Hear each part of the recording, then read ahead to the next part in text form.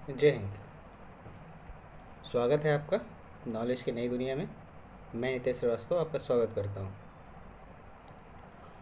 तो आपको अनुच्छेद के बारे में इससे पहले बताया गया था और उससे पहले संविधान सभा का वीडियो अपलोड हो चुका है, उसको आप देखेंगे। तो संविधान सभा के बारे में आप जानते हैं, अनुच्छेद आपको बता दिए गए हैं।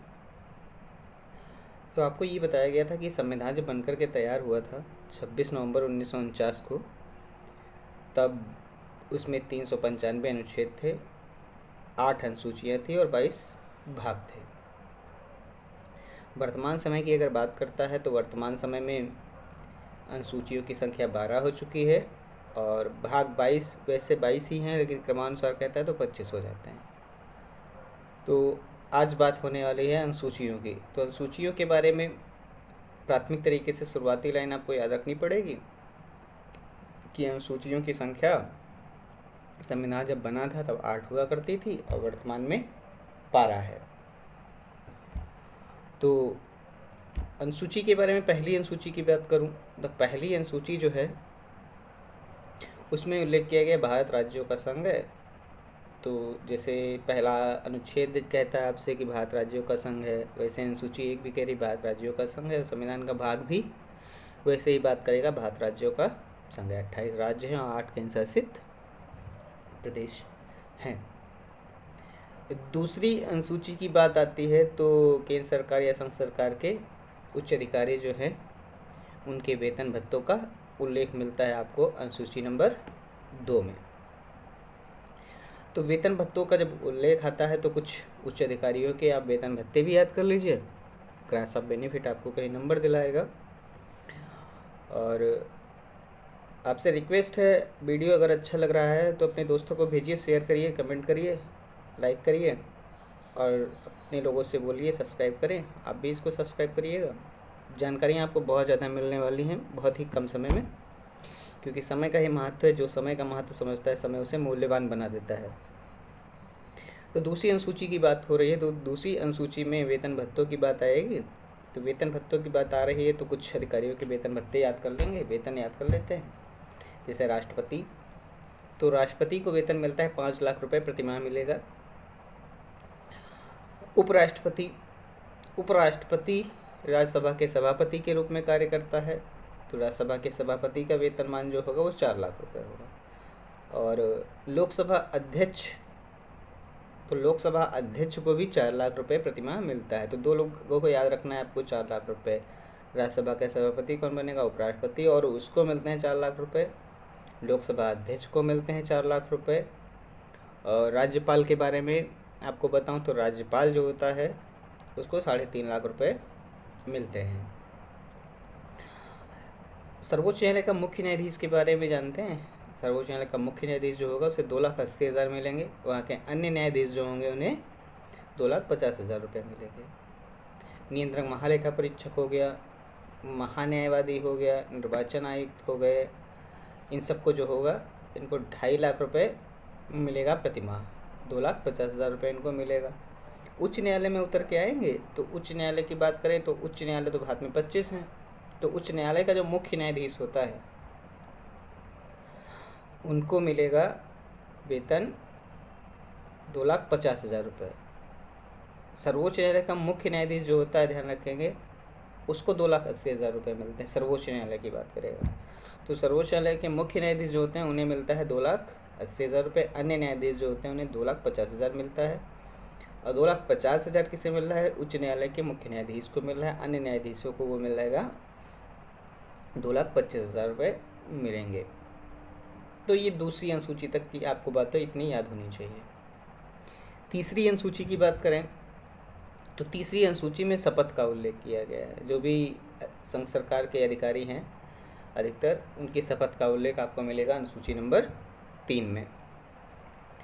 तो उसमें शपथ आप कुछ अधिकारियों की याद रखें। जैसे राष्ट्रपति है, राष्ट्रपति शपथ, राष्ट्रपति को शपथ कौन दिलाएगा? तो सर्वोच्च न्यायालय का मुख्य न्यायाधीश राष्ट्रपति को शपथ दिलाएगा। और सर्वोच्च न्यायालय के न्यायाधीशों को शपथ कौन दिलाएगा? ये आपको आंसर याद हो जाएगा। साथ ही में वो राष्ट्रपति दिलाता है। उपराष्ट्रपति को शपथ दिलाता है राष्ट्रपति। और लोकसभा अध्यक्ष के बारे में ध्यान रखेंगे। लोकसभा अध्यक्ष की जो शपथ होती है वो लोकसभा अध्यक्ष के रूप में ना होकर के संसद सदस्य के रूप में होती है, ये ध्यान रखिएगा। तीसरे के बाद चौथे के जब नंबर आएगा अनुसूची का, तो चौथी अनुसूची में राज्यों द्वारा राज्यसभा की सीटों का जो प्रतिनिधित्व है उसके बारे में बताया गया है। 233 सीटों के लिए राज्यों का प्रतिनिधित्व या सीटों के आवंटन के बारे में बताया गया है। राज्यसभा स्थायी सदन है ना, 250 अधिकतम सदस्य हो सकते हैं, वर्तमान में 245 है, जिसमें 12 मनोनीत करता है राष्ट्रपति, तो 233 सीटें हो गई। तो राज्यों द्वारा राज्यसभा में सीटों का आवंटन का उल्लेख आपको मिलेगा अनुसूची नंबर 4 में। 5वीं की बात करें तो 5वीं अनुसूची अनुसूचित क्षेत्रों, अनुसूचित जातियों, अनुसूचित जनजातीय क्षेत्रों पर प्रशासन की बात करती है 5वीं अनुसूची। तो 5वीं अनुसूची के बाद 6ठी अनुसूची की जब बात आएगी, तो 6ठी अनुसूची जो है उसमें बताया गया कि असम, पूर्वोत्तर का जो राज्य है ना, असम, मेघालय, मिजोरम, त्रिपुरा, इन 4 राज्यों में प्रशासन का उल्लेख किया गया है और उसका उल्लेख आपको मिलता है 6ठी अनुसूची में। तो अभी तक आपने क्या किया, पहली अनुसूची में राज्य बना लिए हैं, 12 राज्यों का संघ, 28 8 केंद्र शासित प्रदेश हैं। दूसरे में आपने क्या बनाया है, वेतन भत्ते हैं। तीसरे में शपथ है और चौथे में राज्यसभा में सदस्यों के आवंटन की बात हो रही है। 5वें में पहुंचेंगे, प्रशासन की बात आएगी अनुसूचित क्षेत्रों, अनुसूचित जनजातीय क्षेत्रों पे। और 6ठे में पहुंच जाएंगे तो पार्टिकुलर जगह आपको पता चल जाएगा, असम, मेघालय, मिजोरम, त्रिपुरा में प्रशासन की बात हो रही है। उसके बाद बात करें 7वीं अनुसूची की, तो 7वीं अनुसूची जो है ना, ये शक्तियों के बंटवारे से संबंधित है। और शक्तियों के बंटवारों को संबंधित जो है ना, इसे 3 भागों में बांट दिया गया, संघ सूची में, राज्य सूची में और समवर्ती सूची में। तो संघ सूची में पहले 97 विषय हुआ करते थे, अब 100 विषय हैं। राज्य सूची में पहले 66 हुआ करते थे, अब 61 विषय हैं। समवर्ती सूची की बात करें तो समवर्ती सूची में पहले 47 विषय हुआ करते थे, अब उसमें 52 विषय शामिल हो गए हैं। तो 7वीं सूची जो होगी वो काहे संबंधित होगी, वो संबंधित हो जाएगी शक्तियों के बंटवारे से संबंधित हो जाएगी। 8वीं अनुसूची, संविधान जब बना था तो 8 अनुसूचियाँ थीं। 8वीं अनुसूची पहुँचते हैं तो 8वीं अनुसूची जो है 22 भाषाओं के बारे में उल्लेख बताती है। इसमें 22 भाषाओं का उल्लेख किया गया है। तो हैं और थी का अंतर पड़ेगा, ध्यान रखेंगे। 8वीं अनुसूची में प्रारंभ में 14 भाषाएं थीं, वर्तमान में 22 भाषाएं हैं। तो जो 14 भाषाएं थी उसके बाद में जो भाषाएं जोड़ी गई, 21वें संविधान संशोधन 1967 के द्वारा सिंधी भाषा को जोड़ दिया गया। 71वें संविधान संशोधन 1992 के द्वारा कोंकणी, मणिपुरी और नेपाली को जोड़ दिया गया। 92वें संविधान संशोधन 2004 के द्वारा बोडो, डोगरी, संथाली और मैथिली को इसमें जोड़ दिया गया। इन 8 भाषाओं के जुड़ने के बाद में कुल भाषाएं 22 हो गई। तो पहले 14 भाषाएं थी, वर्तमान में कितनी हैं, 8वीं सूची में भाषाओं का उल्लेख मिलेगा आपको, वो मिलेंगी आपको 22 भाषाएं। नई 9वीं अनुसूची की बात करें जो नई जोड़ी गई बाद में, सबसे पहले संविधान संशोधन जो हुआ 1951 में, 1951 में पहला संविधान संशोधन ही इसलिए हुआ कि 9वीं अनुसूची को जोड़ा जाए। तो पहला संविधान संशोधन हुआ 1951 में और एक नई अनुसूची जोड़ दी गई, 9वीं अनुसूची।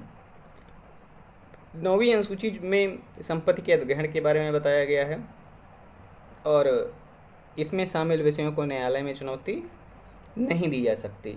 और 9वीं अनुसूची का जो भी प्रावधान है उसे न्यायालय में कहीं भी चुनौती नहीं दी जा सकेगी, ये ध्यान रखेंगे।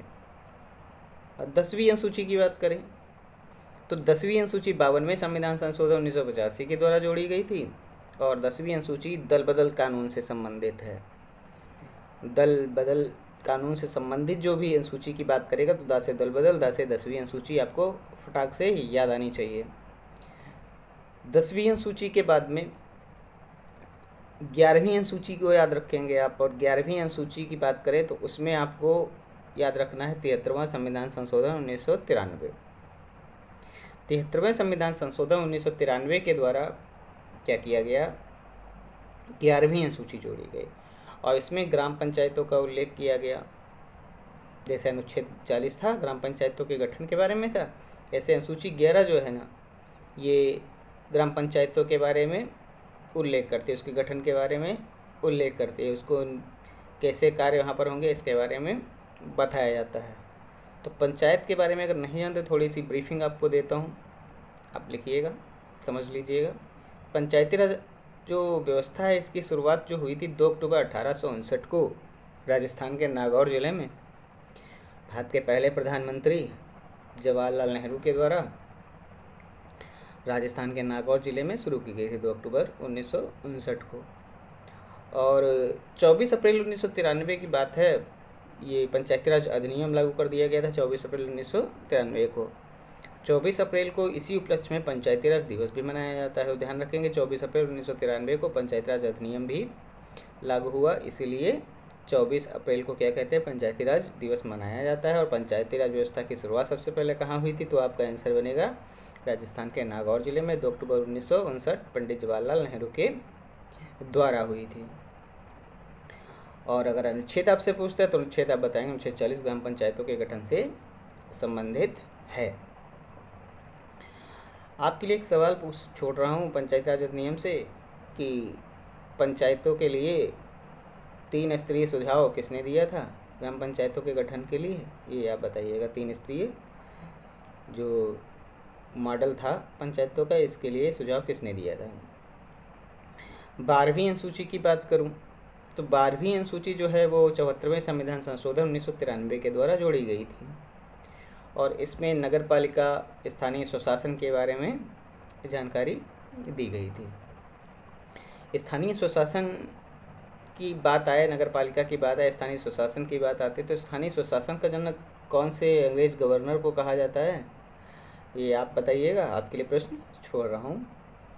तो उम्मीद करता हूँ इस 12 मिनट और 10 सेकंड के वीडियो में आपको अनुसूचियाँ बेहतर तरीके से समझ में आएंगी। एक छोटी सी कहानी ड्रा करके रखिएगा माइंड में। पहले राज्य बनाइएगा, दूसरे में वेतन भत्ते का लालच दिखाइएगा, तीसरे में सब इकट्ठा हो जाए तो कसम खिलाइएगा और चौथे में उनको राज्यसभा ले जाइएगा, 5वें में प्रशासन की बात बताइएगा और 6ठे में पार्टिकुलर जगह भेज दीजिएगा, असम, मेघालय, मिजोरम, त्रिपुरा में। और प्रशासन के लिए 6ठे के बाद फिर 7वें में चले जाइएगा, शक्तियों का बंटवारा हो जाएगा। 8वें में जाएंगे, भाषा की दिक्कत खत्म हो जाएगी। 9वीं अनुसूची को पहले संविधान संशोधन के बाद जोड़ दीजिएगा और संपत्ति के अधिग्रहण कर लीजिएगा, न्यायालय में चुनौती नहीं दी जाएगी इस विषय को। 10वीं अनुसूची जो होगी वो दल बदल से संबंधित हो जाएगी। 11वीं में ग्राम पंचायत पहुँच जाइएगा, 12वीं में शहर में आके नगर पालिका पहुँच जाइएगा, घूम जाइएगा।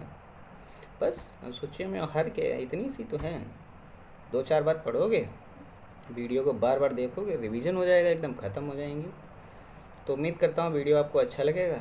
मिलते हैं अगले वीडियो में अगली जानकारी के साथ। तब तक जानकारी को समाहित रखें, लोगों में बांटते रहें। मिलते हैं अगले वीडियो में, तब तक के लिए जय हिंद, विजय हिंद। अपना और अपनों का ख्याल रखें, अपने लिए जिएँ, अपनों के लिए जिएँ, अपने सपनों के लिए जिएँ।